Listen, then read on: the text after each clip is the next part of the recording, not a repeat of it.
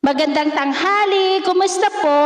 Narito po ulit ang update natin para sa lagay ng ating panahon ngayong tanghali po ng March 30, 2024 na kung saan sa ngayon ay wala po tayong binabantayan na anumang sama ng panahon sa loob at labas ng ating area of responsibility.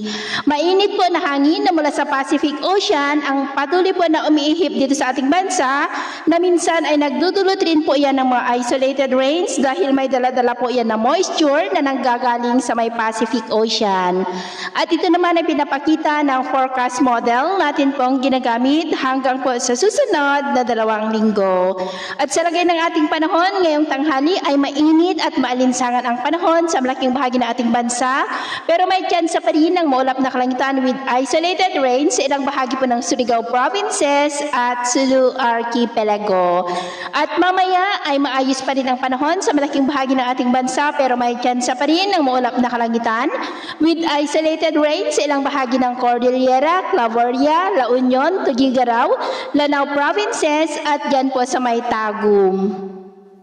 Kaya kung lalabas po tayo sa ating mga tahanan ay ugaliin po natin lagi ang magdala ng payong panangga natin sa init ng araw at proteksyon na rin po sa mga biglaang buhos ng ulan at ugaliin po natin lagi ang magdala ng tubig para po makaiwas tayo sa dehydration na dulot po ng mainit na panahon. At sa atin naman pong mga baybayin, wala naman po tayong nakataas na anumang gale warning signals, pero iba yung pag-iingat lamang po kung papalaot tayo para po mas makaiwas sa mga sakunang karagatan. So, ito po ang latest update natin sa araw na ito.